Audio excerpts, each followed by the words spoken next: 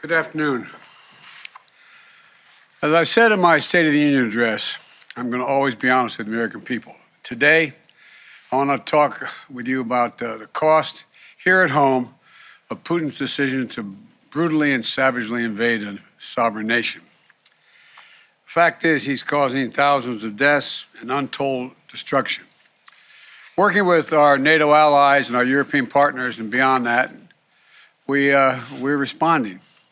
We're aiding the Ukrainian people, both economically and militarily, while leaving the most punishing economic sanctions against Russia ever used against another nation in place and increasing them.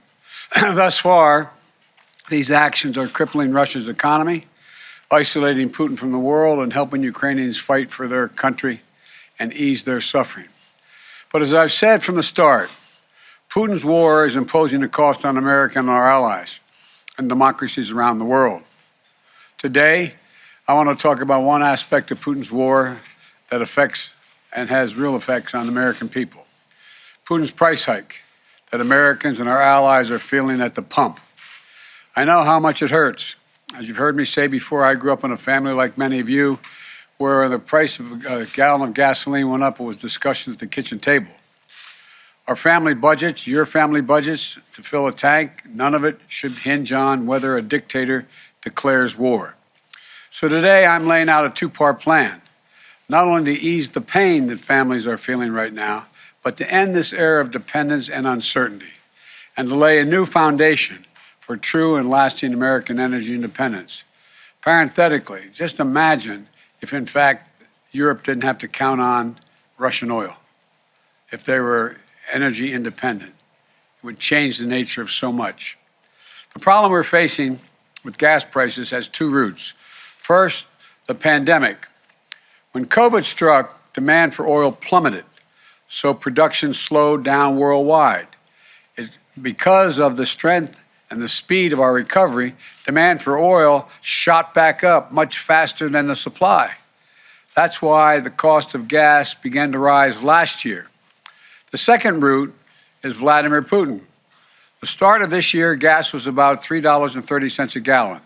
Today, it's about averaging $4.20, $4.22, and it's higher in many states.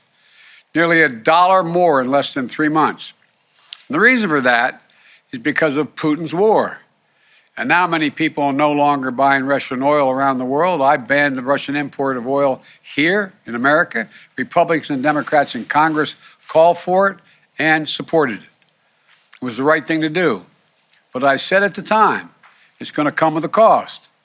As Russian oil comes off the global market, supply of oil drops and prices are rising. Now Putin's price hike is hitting Americans at the pump, which brings me to the first part of my plan.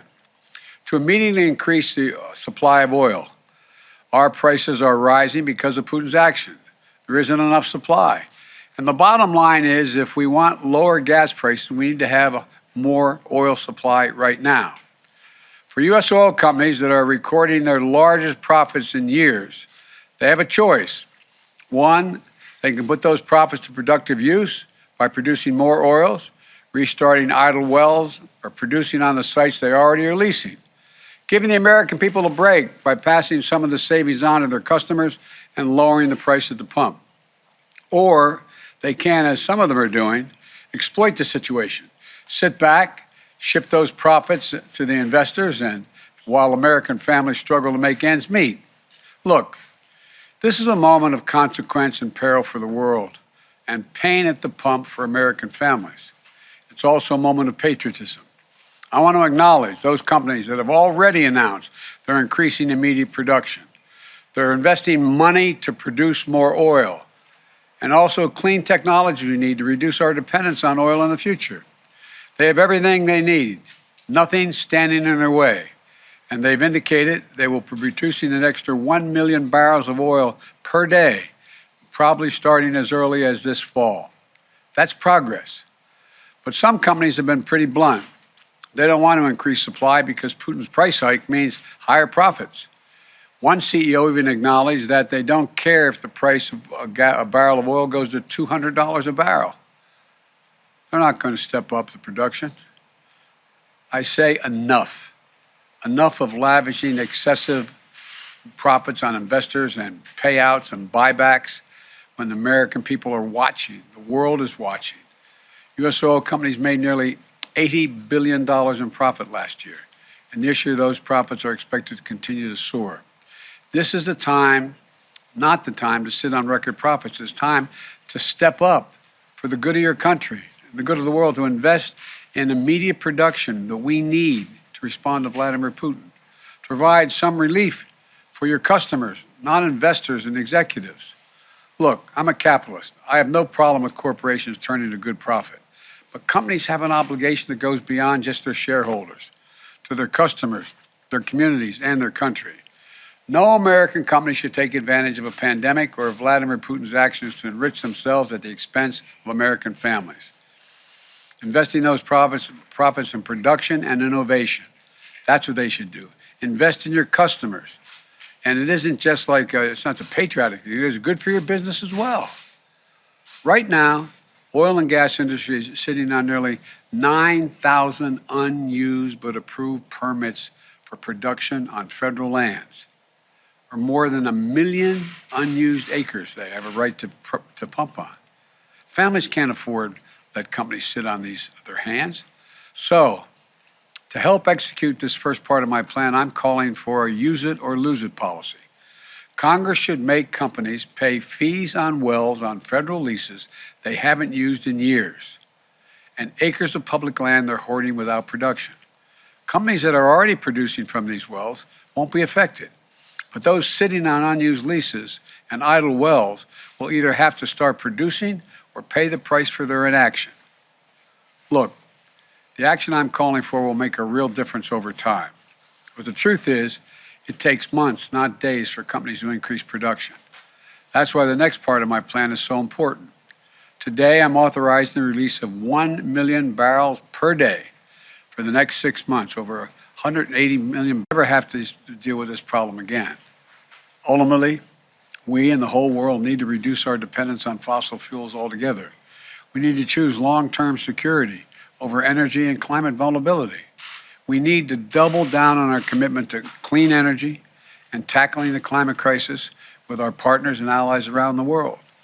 And we can do that by passing my plan that's literally before the Senate right now, the United States Congress right now. It's been there for well over a month, to speed the transition to a clean energy future that's made in America with American products and American values. We need to embrace all the tools and technologies that can help us free us from our dependence on fossil fuels, move us toward a more homegrown clean energy. Technologies made by American companies and American workers, so we can bolster domestic supply chains here at home and export those technologies around the world to reduce greenhouse gases. That's why today I'm issuing a directive to strengthen our clean energy economy. I'm going to use the Defense Production Act to secure American supply chains for the critical materials that go into batteries for electric vehicles and the storage of renewable energy, lithium, graphite, nickel, and so much more. We need to end our long-term reliance on China and other countries for inputs that will power the future. And I'll use every tool I have to make that happen. Yes, building a made-in-America clean energy future will help safeguard our national security. Yes, it will help us tackle climate change. Yes, it's going to help us ensure that Americans create millions of good-paying jobs for generations to come. But the most important thing my plan will do right away is save your family money. And here's what I mean. Under my plan, which is before the Congress now, we can take advantage of the next generation of electric vehicles that a typical driver will save about $80 a month from not having to pay gas at the pump. If your home is powered by safer, cheaper, cleaner electricity like solar or heat pumps, you can save about $500 a month on average. Don't take my word for it. The CEOs of 11 of America's largest utility companies came to see me at the White House several weeks ago. They told me if we pass my plans before the Congress now, typical families will see savings show up in their utility bills immediately. And costs will come down even more as we innovate and develop cutting-edge energy storage technologies, clean hydrogen technology, advanced nuclear technology, carbon capture and sequestration technologies. And by the way, this week's the benefit I included in the bipartisan infrastructure law to help families weatherize their homes are being delivered. My administration is making $3.2 billion available from this legislation to provide up to $6,500 direct payment for working class families to be able to weatherize their homes, to save them money, to keep them warm in the winter and cool in the summer. It's a direct grant. This program has been around for a while, and in the past, it's delivered to families, average families, another $327 in savings when they weatherize. But now we have the ability to reach 10 times as many families because of the legislation that we already passed in the legislation. In addition to that, we're also setting new standards to boost fuel economies for new vehicles sold in America.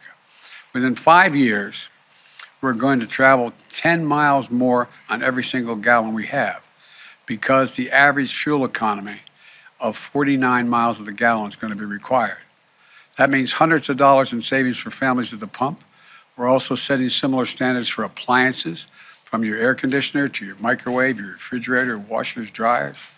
It's just one of 100 actions we're taking to save the average family $100 per year in utility bills. Look, the bottom line is this. Between ramping up production in the short term and driving down demand in the long term, we can free ourselves from our dependence on imported oil from across the world. Look, I know gas prices are painful. I get it. My plan is going to help ease that pain today and safeguard against tomorrow. I'm open to ideas to strengthen the plan, but I will not be put off and put it on hold. At my disposal to protect you from Putin's price hike. It's not time for politics. Americans can't afford that right now. So let's meet this moment together. Remember, we're the only nation that has turned every crisis we ever faced into an opportunity. We have a crisis, the price at the pump. So let's show some true strength in this nation, show our unity, our resolve, our innovative spirit in America, and come out of this long term much better off. If we stand up to the bullies of the world, the autocrats and dictators, we stand up for those who are ready to unite with us, United States of America. So may God bless you and may God protect our troops. Thank you. Mr. President, how badly is Vladimir Putin being misinformed by his advisors? That's an open question. There's a lot of speculation. But he seems to be, I'm not saying this with a certainty, he seems to be self-isolating, and there's some indication that he has fired or put under house arrest some of his advisors. But I don't want to put too much stock in that at this time because we don't have that much hard evidence. Mr. President, how much in monetary terms do you estimate today's announcement has reduced gas prices, and when can Americans expect to see these changes? That's a really important question, and there's no firm answer to it, but prices already came down when it was announced ahead of time that Biden was going to release so much energy from so many barrels of oil from the Spro. They're already come down. My guess is we'll see it come down, continue to come down. But how far down, I don't think anyone can tell. And there's going to be a slight delay because if you go out there and you're a gas station and you purchased X amount of gas at a certain price, you're not going to lower the price of the pump until you're able to get back what you invested. And that I'm talking matter of, I think, days and weeks. But it's hard to tell. And the other thing is, but it will come down. And it could come down fairly significantly. It could come down the better part of anything from 10 cents to 35 cents a gallon. It's unknown at this point. I'm also waiting to see whether or not our allies exactly how many barrels they release from their supplies now. My guess is it could be as high, somewhere between 30 million to 50 million barrels. And the higher the number, the more. As I said in my State of the Union address, thank you all very much. Always be honest with you. Thank you. Today, I want to talk with you about the cost